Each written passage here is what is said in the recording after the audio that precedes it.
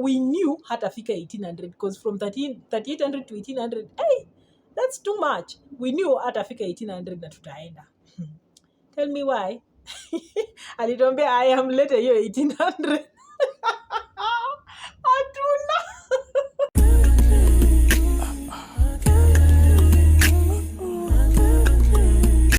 Hey guys, today we are talking about the events that are very common in Kenya, especially, or the mistakes. I can say mistakes because most of them are mistake, or experience that you had that are very, very common in Kenya. And how did you navigate through it?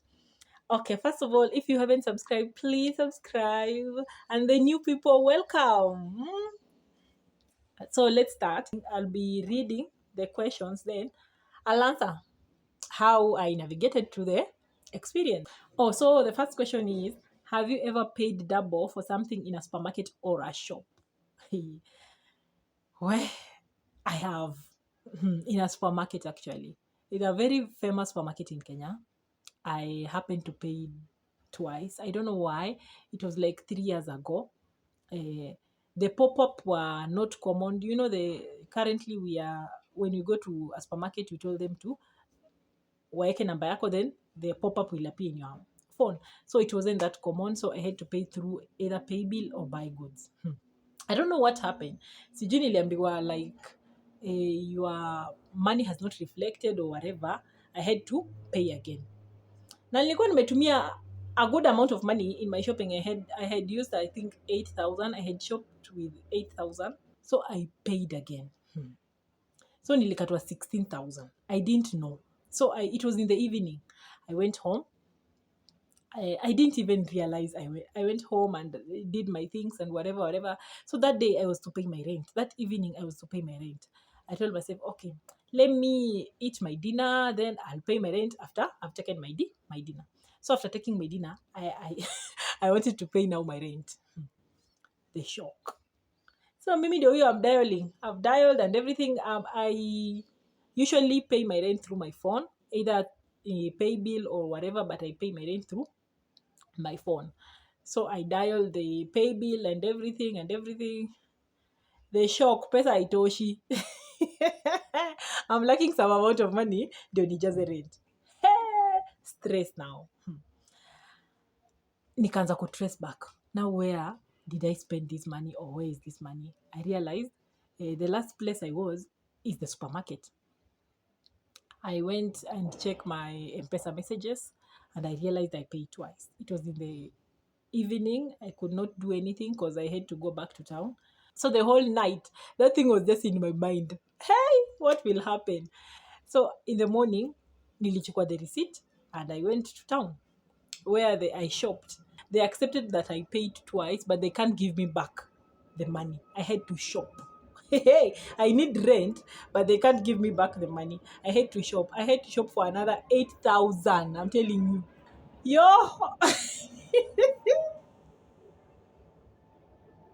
I was so mad. I was so mad. I had to shop for 8,000, I'm telling you. Hey, imagine I did shop. There was nothing I could do because they don't return money. They don't return cash. You have to shop for the amount of money you've paid. For the extra amount of money you've paid, you have to shop for it. I just had to shop for it and look for the rent elsewhere. So that was my experience on paying double in a supermarket. How was yours, if you ever experienced such a thing? So my second question is, have you ever sent money to the wrong person on M-Pesa? Yeah. Hey, watu wengi najua you've gone through this. But imagine me, I don't think I have. But the only thing that happened to me, I sent to a wrong account number. Do you know that when you are paying for something, there is this the pay bill, then account number. I just wrote the right pay bill, then it was a wrong account number. I paid to a wrong account number. It wasn't so much money. I think I had paid around 80 shillings or 90 shillings. It wasn't that much, but I paid to the wrong account number. So that person, the one who was selling me something, said there is nothing I can do. Maybe after 3 days, I have to follow up after 3 days, because that's what happened to pay bill and account numbers. They can't return the money immediately, because they might think you've bought something, then you want to return your money. Wanaweza dhani wewe ni kinda mwizi. You've bought something and then utaki unarudisha pesa from, so they might return the money after 3 days, after I don't know what. It was just a long uh, list of vitu zenye natakana kufanya and everything, so I just let it go. Guys, imagine if I had paid tuseme kitu kama 2000. Hey, kuacha iende, it's so hard. How do you go about that, guys?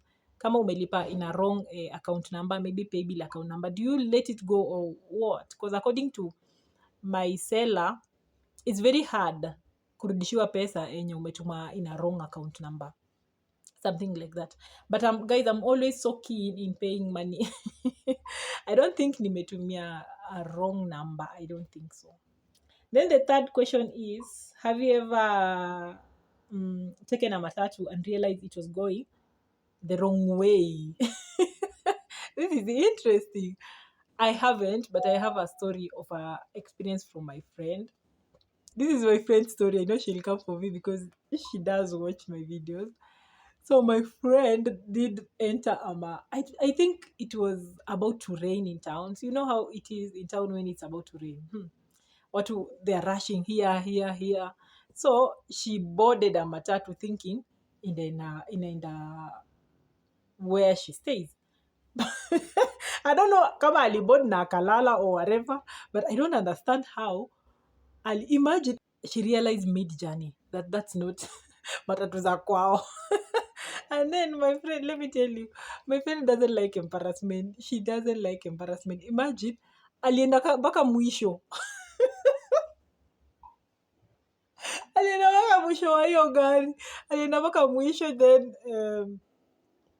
akapanda gari akarudi tao, then she had to board now her matatu. Hey. That's crazy.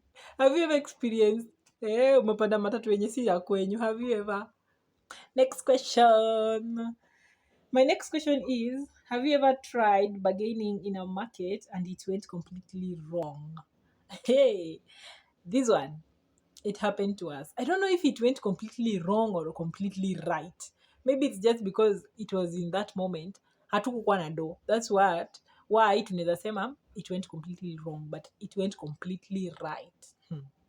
This is what happened. We saw a very cute bag, a very, very cute bag. Then we started talking about it. We knew we don't have money at that time. It was some time back. We knew we don't have money at that time. So that person realized, I think our wauzaji, they know when umeangalia something and imekubamba. So that person realized imetubamba, that bag imetubamba. Then he started talking, guys, you can just come and ask the price. No. So us, we decided to kuenda kusikiza. And we didn't have money actually. Then he told us, it was a he told us it was 3,800. It was very pretty, 3,800. It was really, really pretty. So we just told him, ai hapana, hatuna hiyo pesa, tuko tuna only 1,800. Then he was like, I know you guys, you add something on top of 1,800. No, I can't sell you with 1,800, blah blah blah. So we were like, no, we don't have money. We knew hatafika 1,800, because from 3,800 to 1,800, hey, that's too much. We knew hatafika 1,800 na tutaenda. Tell me why. Alituambia I am later hiyo 1,800. Hatuna. We didn't have the 1,800, imagine. Jesus. No, we started. We were so embarrassed. We were like, okay, wacha tuende kwa super, then we will be back, and we know deep down haturudi. But that bag was so pretty. I thought there is a time I had money, nikapass there, sikuiona tena. I just wanted, nilitamani niende hapo nimuulize, uko na hiyo bag ulikuwa umetuambia 1,800? I think haizi tukumbuka hata, but that was an experience. I felt bad. So the next question is, have you ever tripped, slipped, or fallen in a public and tried to play it cool? Have I ever tripped or fallen? Let me, guys. Oh, I remember. It's not in a public, but in front of my family. But this is a story to tell, guys. This is what happened. I was young. I think I was in class 4, 5. Then we were having dinner. It was dinner time. Normally in my family, this is what happened.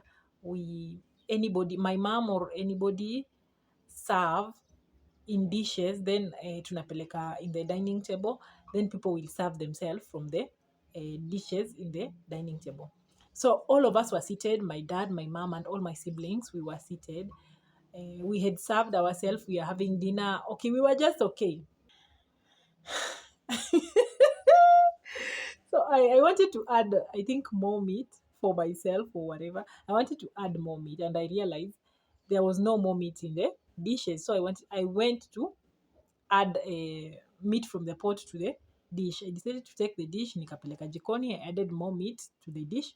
Then as I was coming back, I tripped. I think there was some soup on the floor. I tripped. Aish, nilianguka in front of everybody. They were so scared. At first, they were so scared. They thought nimeumia vibaya. They were so scared. I was carrying the pot.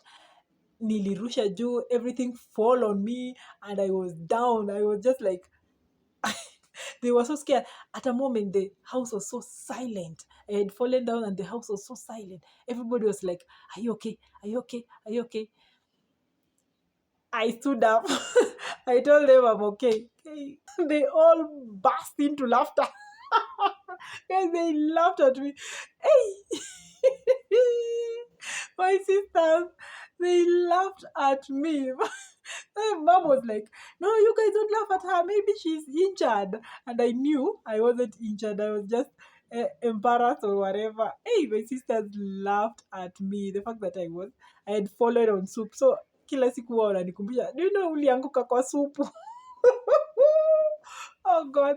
But that was my experience. It was funny. Imagine, ni kitambo sana, but that thing, they always talk about it. My younger sister, I don't think she remembered because she was so young. But the rest, oh, they remember. They always laugh. So, guys, thank you so much. Guys, I have so many questions. I think I'll have another video where I'll be talking about more questions. But for now, thank you so much for watching. Please subscribe. See you on my next video. See you on my next video, guys.